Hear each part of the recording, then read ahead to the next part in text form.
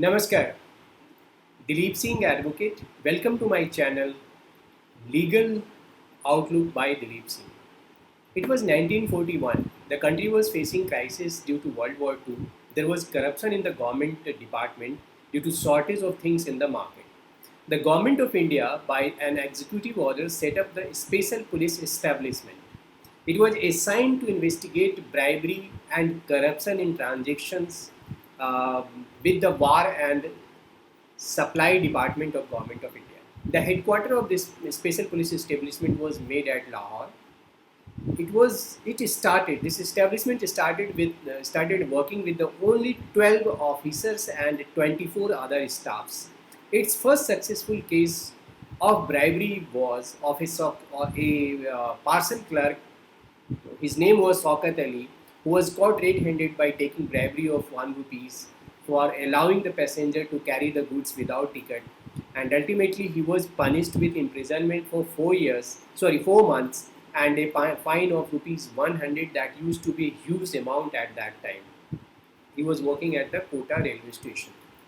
So this by this case, you can say they started the journey of special police establishment. The first superintendent under which this police establishment was constituted was Mr. Qurban Ali Khan, and the first legal advisor of this war department was Rai Sahab Karamchand Jain. In 1946, the war department was transferred to the Home Department by Delhi Special Police Establishment Act 1946. So this is the second stage of development of this special police establishment. This act enlarged the scope of special police establishment to cover all departments of the government of India. Its jurisdiction was extended to the union territories as well as state with the consent of the state involved. Our first Deputy Prime Minister of India and the head of the Home Department, Sardar Patel, entrusted the work of fighting corruption among Diwans and ministers of princely state to this special police establishment, and this work was done well by this establishment. So this carried this aura of serving the country in the field of investigation to fight the corruption. After 22 years of its formation, this special Delhi Special Police Establishment acquired its current and popular name of Central Bureau of Investigation, known as CBI. The change was brought through a Home Ministry resolution dated 1st of April 1963. The founding director of the CBI was Sri D.P. Kohli, who held the office from 1st April 1963 to 31st May 1968, and he nurtures this organization doing in his long career as Inspector General and the director of this organization, and he laid the foundation on which the agency grew as a premier investigating agency of India. Even today, CBI organizes every year a DP Kohli Memorial Lectures in his as a tribute to the uh, great director of this CBI and the very first director of the CBI. Hello friends, you are watching the part 1 of a special series of judgments of Supreme Court on the work related with the CBI. Recently we came across many incidents which brought CBI into limelight. On when a Supreme Court entrusted the investigation of Sushant Singh Rajput case, in the other when in the Hathras case, the investigation is entrusted to the CBI. The other important case we came across few days or few days back was of the Babri Masjid demolition case judgment passed by a special court of CBI.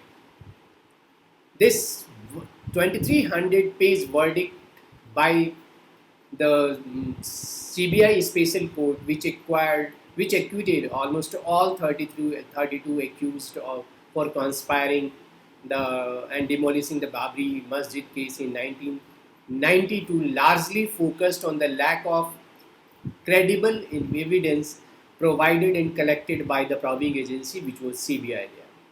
CBI being premier investigating agency under the control of central government has always been in news for good or bad reason. Particularly in 2013, which was a very eventful year as CBI celebrated its golden jubilee, as well as on the same year in 2013, the then Chief Justice of India of Supreme Court of India, Justice R.M. Lodha criticized the CBI for being a caged parrot speaking in its master's voice. And this word became very famous, and almost all newspaper and all persons carried this epithet, and this name and this sentence was given to the CBI, a caged parrot speaking in its master's voice. Why this was said? Because there was excessive political interference, irrespective of which party happened to be in the power.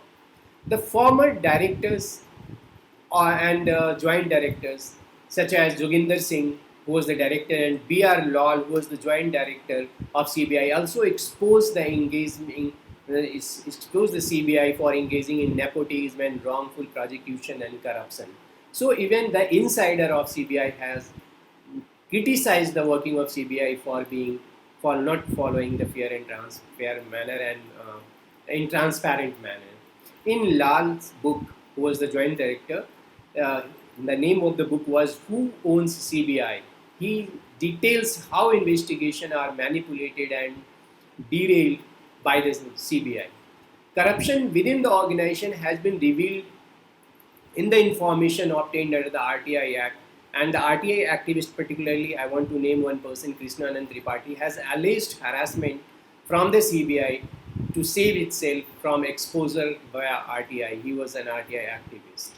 As a student of law, we are more concerned about the legal questions related with the CBI, and particularly today we are going to discuss the power of constitutional court like High Court as well as Supreme Court to transfer the investigation to CBI from the state police. And this question was recently taken by the Supreme Court in a transfer petition with the name transfer petition bearing number 225 of 2020, namely Rhea Chakraborty versus State of Bihar and others. This transfer petition was filed under Section 406 of Code of Criminal Procedure Code read with order 39 of Supreme Court Rules 2013, and this petition was filed with the prayer to transfer the FIR registered in Patna with all consequential proceeding from the jurisdiction of the Additional Chief Judicial Magistrate of Patna to the Additional Chief Metropolitan Magistrate of Bandra, Mumbai. There was also a prayer to transfer the investigation from the state police to the Central Bureau of Investigation, since the matter was pending also with Maharashtra police. So under section 6 of the Delhi Special Police Establishment Act, the consent of state government was required for transferring the matter. So the issue was whether the Constitutional Court can transfer the matter to the CBI without even consent of the state government. And in this judgment, Supreme Court categorically gave a heading of the finding that investigation entrustment to CBI. In para 32 of this judgment, the court says that CBI cannot conduct any investigation without the consent of the concerned state as mandated under section 6. But the powers of the Constitutional Court are not limited by the statutory provision and the statutory restrictions of the Delhi Special Police Establishment Act 1946.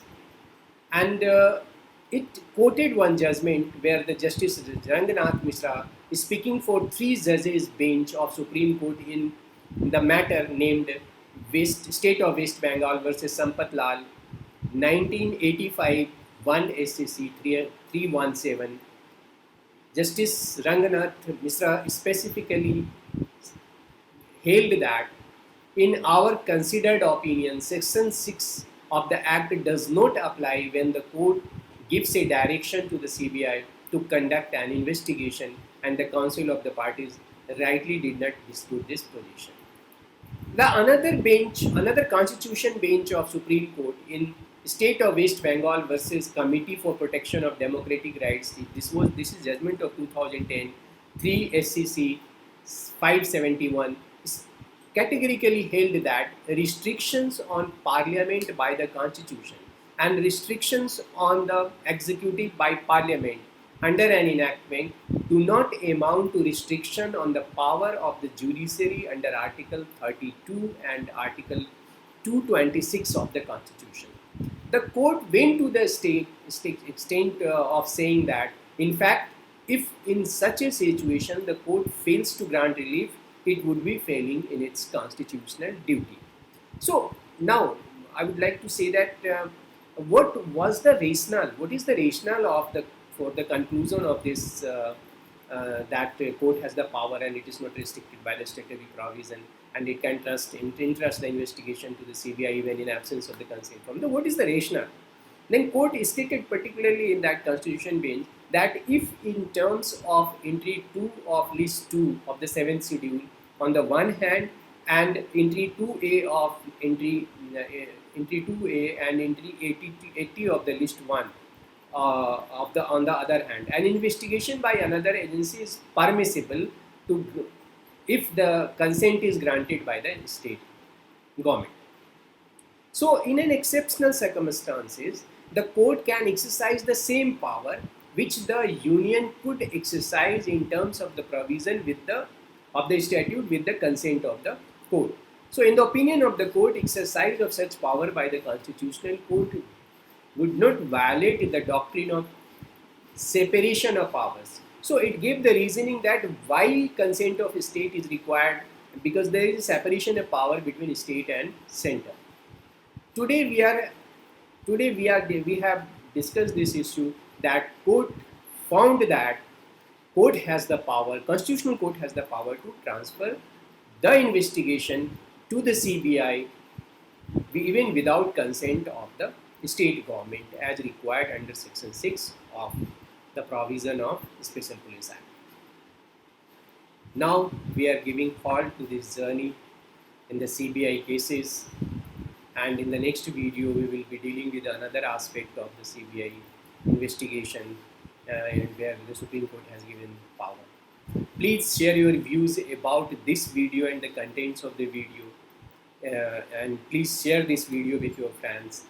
If you have not subscribed my channel, I'd request you subscribe right now and press the bell icon so that the notification can reach to you at the time of upload. Thank you very much for sparing time and spending time with me in this video. Thank you very much. Namaskar.